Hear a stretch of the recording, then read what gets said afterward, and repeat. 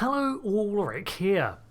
As a disclaimer, I have not received any review copies of Star Trek Starfleet Academy, I have not been approached by anyone affiliated with it, and if I ever was, you would know. I tell you this because people are quick to assume any voice on the internet is speaking for others, and I am not.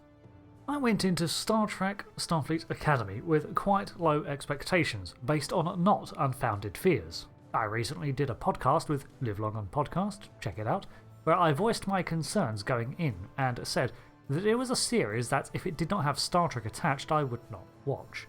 This was based on the tale being set to follow some level of teen college level drama, which is a genre I don't care for, even when I was at that age. I was sure, going in, that I would be cringing at every moment, every awkward interaction, and forced "hello fellow kids" insinuation that was going to be crammed into the show. And I did occasionally. It's well on record that I did not like Star Trek Discovery's initial outing almost a decade ago, but I also recognised that with every subsequent season they attempted to course correct and improve. So when this series was announced as continuing in the 32nd century era, following on from the burn, I also met this news with mixed reactions. I have no issues with the burn event itself and the repercussions it took on the familiar institutions of the Star Trek universe, but I disliked the actual cause as revealed in the show. Despite this, it's now a part of Star Trek lore, so I talk about it, and I was expecting the same here for Academy. I am unsure if I'm going to review every episode of this, or just approach it from a lore perspective to dissect what we learn for fun, but I need to put my opinion out there on this show because I have seen so many people just crapping on it because New Trek bad. Expected reaction, to be honest, but what surprised me the most when I saw episodes 1 and 2 is that it's not bad. Generally, I don't pay much attention to the hype nor hate around a lead up to a show. I just didn't expect much based on what little I had seen and my assumptions about the genre. There are a few issues. There are modern colloquialisms and acts that could be jarring, as well as a substantial amount of mild profanity, but it seems more fitting for a younger cast of characters that are not yet in a professional setting to be and act more rash. The use of the post-burn setting, though, is used as a framing device to show that this series seems to be about rebuilding the Federation, Starfleet, and general connections. For the last 120 years, Starfleet has been in survival mode, cutting loose worlds it could not save to protect what it could with diminishing resources. But that is not the depressing state we find the UFP in now at the start of the show. Free from the apocalyptic events that rampage through the galaxy every other month, like we saw in Discovery, the United Federation of Planets, now based back on Earth, finally has time to catch its breath and rebuild, recapturing its prestige, and this is exemplified with the reopening of Starfleet Academy.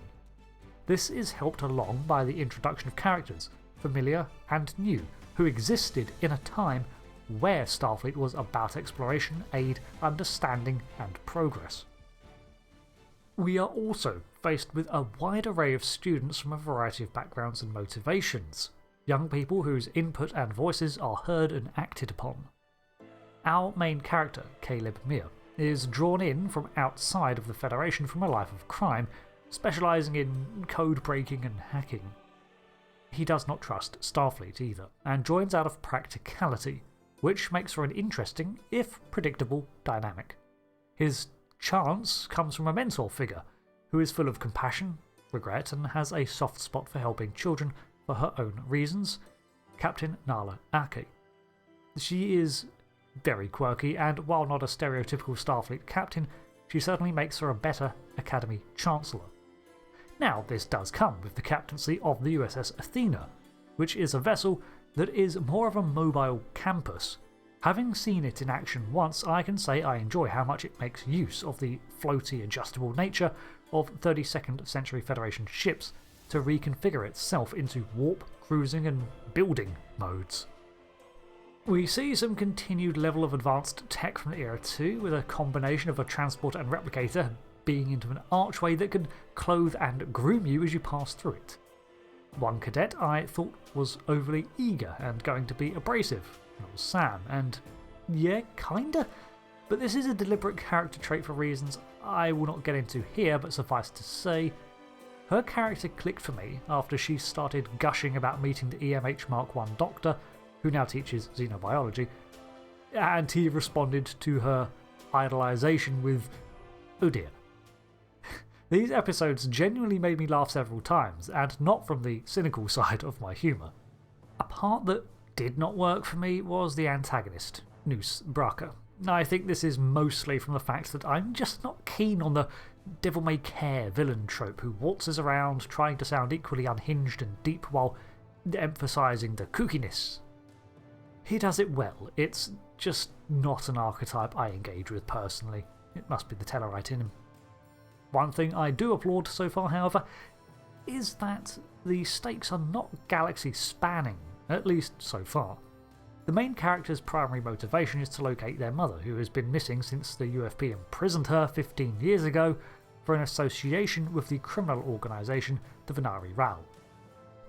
This, too, is framed as a bureaucratic decision that has had consequences. It feels like a harsh penalty made during a harsher time that lost sight of the ground-level ramifications and paints the Federation as something that does still need improving, which, yes, it clearly does need to improve and rebuild, but I actually feel like it can in Academy. Straight away, the world building is solid, if even a little overwhelming.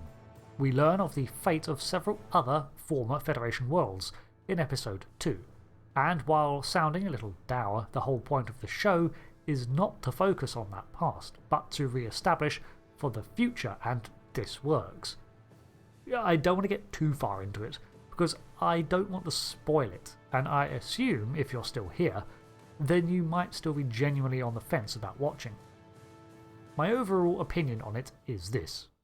I was pleasantly surprised by Starfleet Academy, based entirely on the opening 2 episodes. However, I have been tricked before, as I found Star Trek Picard's opening, Season 1, rather strong too, only for that series to stumble as it went on for me.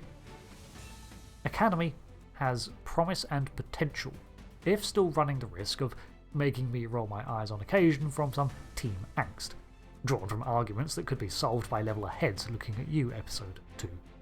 But my small gripes with this show and its tentative connections to Discovery do not justify me writing this off as another failed experiment, unlike Section 31.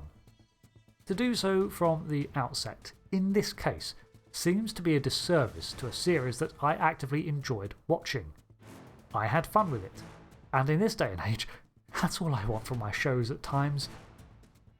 Well, that and expansive lore that I can spend way too long over analysing because escapism is a hobby at this point. Those are my initial and honest impressions of Star Trek Starfleet Academy.